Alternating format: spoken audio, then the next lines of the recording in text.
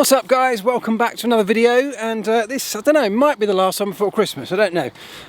We'll see how it goes. If you really want another one next Monday, I'm more than happy to do it, so send me some questions using hashtag AskElvis and we'll see how we get on. But if it isn't, and if this is the last video, well then happy Christmas. Thanks for everything all year, and I always really appreciate all the questions that everybody sends. I know it takes time out of everyone's day, it takes a bit of time and effort to send a question in, and I really appreciate them. I always try and do my best to answer as many as I can, so thank you again, because we've got a load of more of them. Even though there's not been a Formula 1 race for a few weeks now, we've still got loads of questions coming in. Some of them are really good. So here we go, let's get through as many as we can.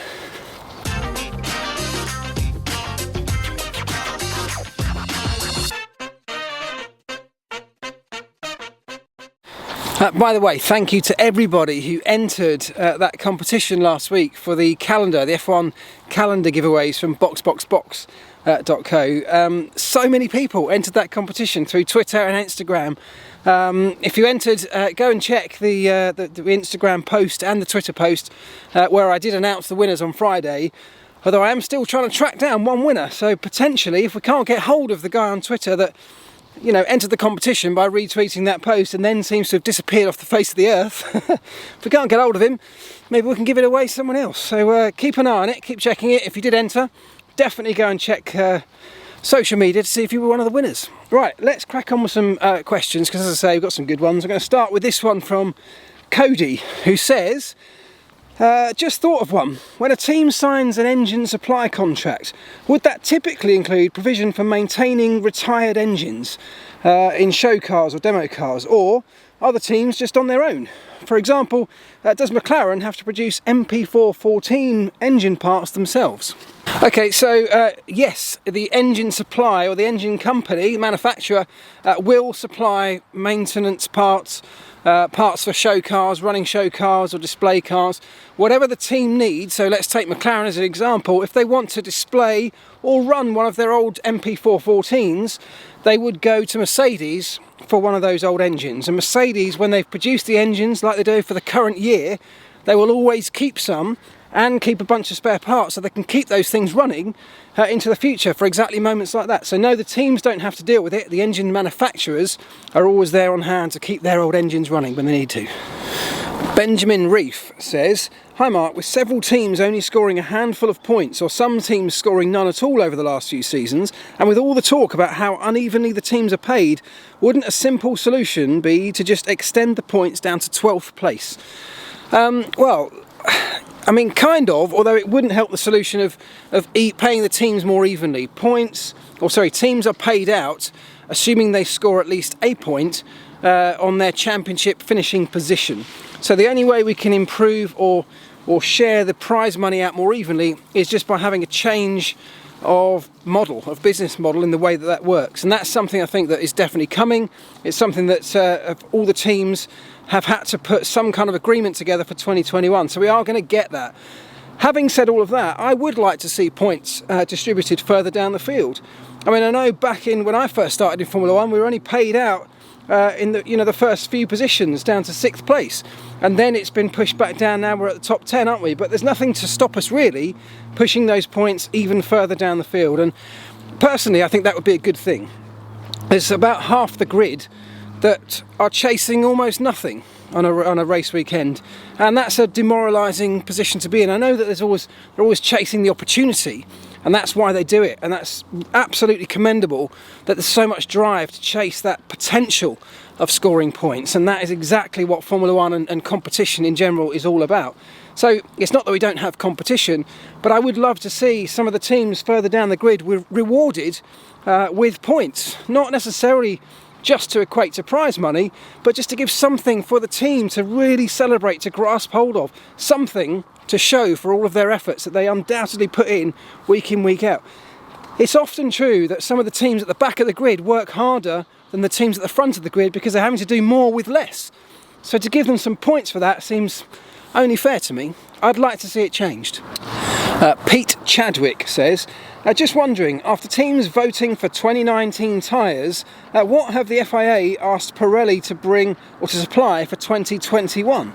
Cliff edge, bigger temperature window, less or more durability? So that's a good point. So essentially what the teams and Formula One, all the stakeholders have got together and voted that we continue to use 2019 tyres for 2020. But of course for 2021 we've got the low profile tyres, we have to have something new. So what does Formula One want from that tyre? And that's actually a big question that's still to be defined. So the answer to your question, Pete, is that we don't know. We haven't got an absolute definition yet, and that will be something that will come over the course of 2020 as I do more and more testing with these low profile 18-inch tyres, with the new simulations of the new cars as we get further through the year. And at some point during 2020, that definition will have to be locked down. So Pirelli will have to get their mandate from Formula One, and that will have input from the teams and from the drivers and everybody involved. But there will have to be some point where we define exactly what we want them to bring us. And that can absolutely change the outcome, can change the complete picture of what Formula One looks like. It's a big decision. In fact, on that note, it would be really interesting to know what you think. What would you like to see? Would you like to see tyres that absolutely drop off the edge of a cliff in terms of their performance? Something that allows the drivers complete durability to enable them to push all the way through a stint and not have to manage tyres at all, or somewhere in between. There's so much that Pirelli can do with these tyres, and for all the people who've complained about Pirelli over the years, in recent times all they've been doing is delivering on the mandate that F1 has given them. So we can't really complain too much at Pirelli themselves. So this decision of what we asked them to bring us for 2021 really is a big one. What do you think we should do? Right, ready? You ready? Ready? Right, back home where it's feeling Christmassy. I hope it is where you are, if you celebrate that sort of thing. More questions, so let's crack on. Let's go with this one from Son of Homer 1970. It says, "Dear Mark, at the start of the F1 season you were talking about a rumour from the Honda engine. What's your opinion about the Honda engine now that the season is over? Keep up the great work." So yeah, at the start of the season I was talking about this rumour, and that's kind of all it was. It came from somebody that I knew that worked at Red Bull, where very early in the process they suffered with some kind of vibrational issues, tuning the engine to the chassis, and the various frequencies that each produces seemed to be in tune with each other, if you like, and accentuated the frequency problem. They obviously got over that pretty quickly. What do I think of it now? Well, it's obviously done really well, hasn't it? I mean, one of the real key moments I think that everybody noticed and sat up and took notice was when Pierre Gasly out-dragged Lewis Hamilton's Mercedes down the straight in Brazil towards the line. And I know that's not an absolute measure of an engine's performance, of course, but it was a real key sign because the Honda could have never done that in years gone by. And what would happen back then was they were able, if they turned the engine up, the Honda engine power unit up, to give it maximum power for a qualifying lap or whatever else, the reliability was so kind of fragile that they just couldn't do it, and it would cost them dearly. So they could turn it up, but the engine would then blow or wouldn't survive the required amount of races. Now, I know that Honda is nowhere near perfect, and if they want to mount a championship challenge, they need to improve the longevity of their engines and the reliability at that increased performance level. Having said that, though, they've taken giant leaps forward. So you can't help but be impressed what Honda have managed to achieve. Yes, it's been a bit of a slow process, but total respect for them for sticking through that process, which has not been an easy one, and for getting to a place now where they can really mix it with some of the big boys, the established big boys, if you like. So you've got to be impressed. I think hats off to Honda. If they can come up with another decent improvement and Red Bull can come up with a decent car, there's nothing to say they could not be title challengers next year. Samuel A. Moore says, "I've been wondering this for a while. What are the things that look like Pitot tubes?" And he's included this picture where he has circled a Pitot tube. Well, Samuel, they are Pitot tubes. And I don't mean to be facetious when I say that, because if you're asking this question, you don't know what they are, I absolutely know that there'll be loads more people out there that also don't know what they are. And every car pretty much has them, don't they? These little tubes that stick up at the front of the chassis typically. They've got these little forward-facing tubes. They are Pitot tubes, and what they do is they measure airspeed over the front of the car. in testing, you'll quite often see them mounted in other places around the car. You know, you often see them high up above the top of the airbox on test runs or off the back of the rear wing, and it's measuring airspeed at different locations around the car. Now, you can't run those great big arrays, of course, for the race weekend. You can only do that in testing. So for the race weekend, we have them typically mounted where you see them in that picture there, on the front of the chassis or the top of the nose.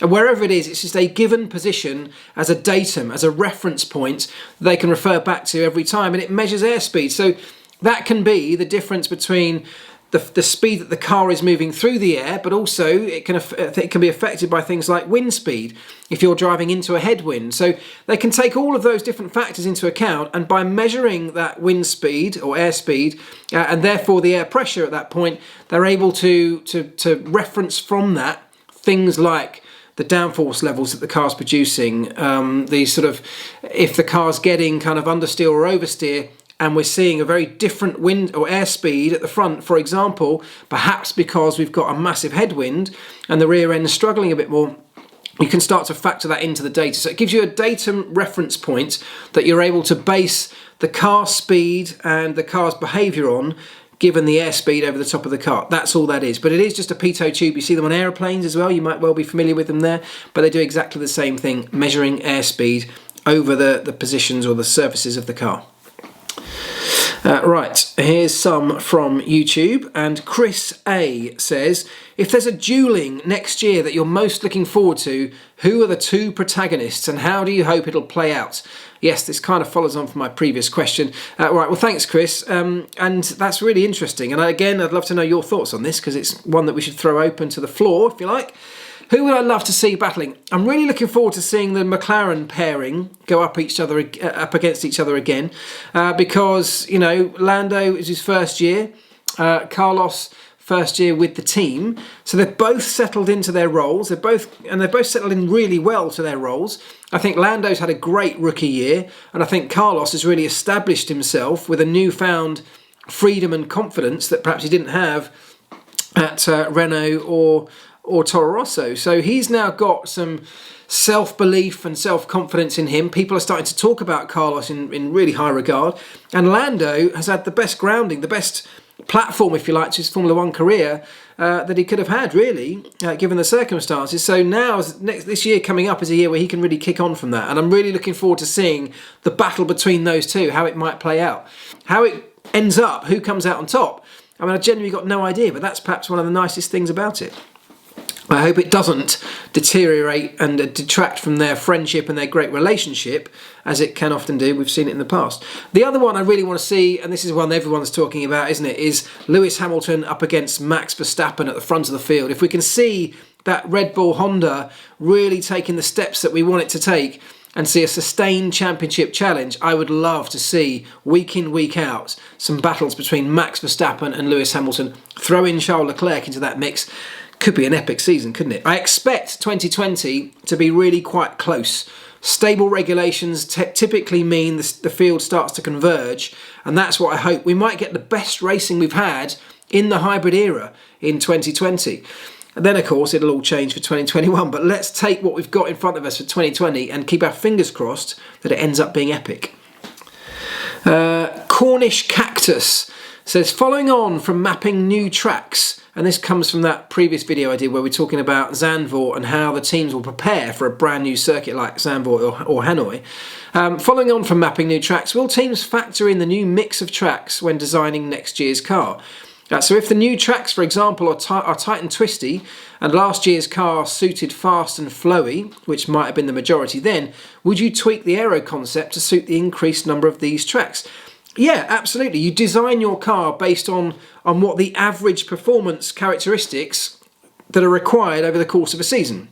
So if a season started to be swayed in favour of more tight, twisty, narrow street circuit type races, you would absolutely shift your design focus towards that. The same if it went the other way. If it went to really fast, high-speed circuits, that's where you put your focus. Not entirely, because you have to be able to cope with the other circuits, but you take a view of the entire season and you design your car for a broad average of everything that's laid out in front of you. So I don't think we're going to see enough of that with the additions of Hanoi and Zandvoort that's going to start swinging the car design philosophy too much next year, but in theory, as we go forward, that could happen.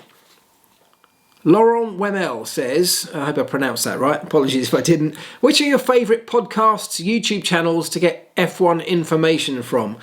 That's a good question. I don't actually use that many. I always listen to the F1 Beyond the Grid podcast. I think it's great. I think Tom Clarkson does a great job, and to have that much time with Formula One drivers and the other key players in the sport, I think is a really nice insight into those people's personality that you don't often get from many other sources. So I find that really interesting. If you haven't yet checked that out, that's a podcast, of course, but check it out. The F1 podcast Beyond the Grid, it's called. Really very, very good. So that's worth checking out. I mean, I do sometimes look at the Autosport videos on YouTube, but more often than not, I find myself getting frustrated with them because they're not what I want from a video. I mean, yes, they can be entertaining. They're talking about subjects that are worth talking about, so I don't want to criticise them. But in terms of getting information, I don't really feel like I get very much from them in that sense. The ones I really like are, I like Chain Bear F1. If you haven't checked out, in fact, I did a video with him at the start of the season, you may remember. If you haven't seen it, I'll link it at the end. But he's really cool. He's got some really nice graphically visual videos that explain a lot of stuff in Formula One, a lot of the rules, some of the technical bits as well. But he does it in a really nice, kind of really tangible, graphical way. So his videos are all really easy to understand, and I find those really quite useful. They're great. I really enjoy those. Other than that, I don't know. I don't really have too many other Formula One based YouTube channels or podcasts that I listen to or watch, to be honest with you. In fact, I'd love to know if anyone's got any suggestions. Ping them over, because I'm always up for new content if I can find some good stuff. But I tend to steer away from some of the mainstream channels because I don't always agree with what they're saying. You know, this is one of the things that I've always had with Formula One, and I definitely don't mean to be arrogant in any way here, but I have spent my whole career working in Formula One, a large part of it working inside a team, and I have a pretty unique insight into Formula One, if you like. I have a very different insight from lots of the people who just commentate on the sport or talk about the sport, if you like. And that, as I say, I promise you I'm not trying to be arrogant, but it does mean that I view things often very differently to the way that some of the other people that talk about the sport from the outside view things. And so that's why I sometimes find them frustrating. And that's not a criticism of them at all. It's just that I don't end up watching very many for that reason. But there you go. If you've got any suggestions, ping them over. I really would like to check some more out. If you've got any good ideas, let me know. Right, let's finish with this one. In fact, I'm going to have to go and get this. Leaf Bowlskift says, what's your favourite souvenir or memorabilia from working in F1 besides the memories? Now, that's a great question. And I actually think I might do a video around this because I've got so much stuff. I might just get it all out one day and we'll just sit and go through some of it because there's some really interesting stories attached to some of it. But let's answer your question, Leaf. My favourite souvenir or memorabilia from working F1. Wait there, I'm going to go and get it.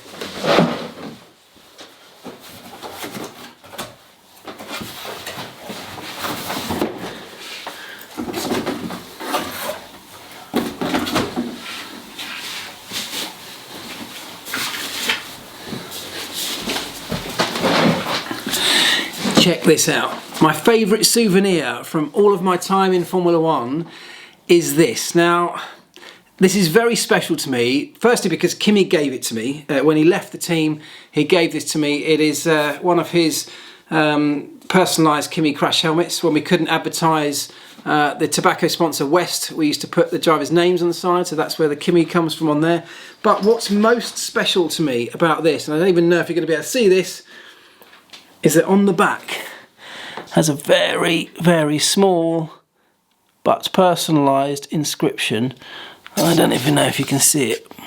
I'll tell you what it says. It says, in very small writing, a special thanks, Elvis, from Kimi on the 12th of December 2006. Now, he gave this to me.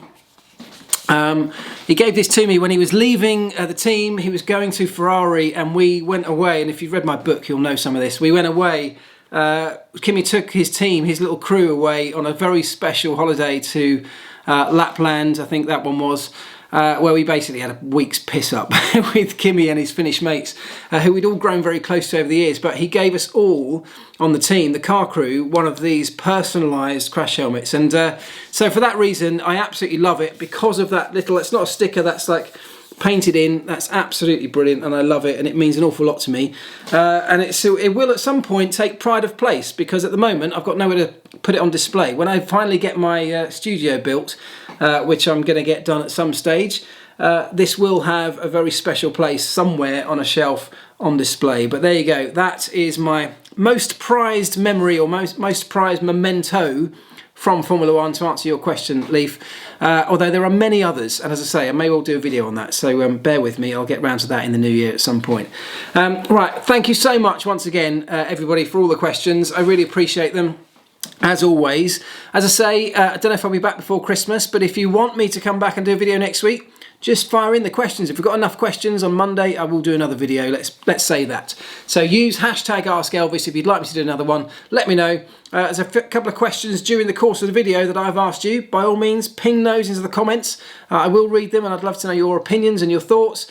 But if I don't see you next week, have an amazing Christmas break, holiday, if that's what you're having. Enjoy yourselves, be kind to each other, have a load of fun, and I will see you very, very soon, whenever that is. We will be back, and I can't wait.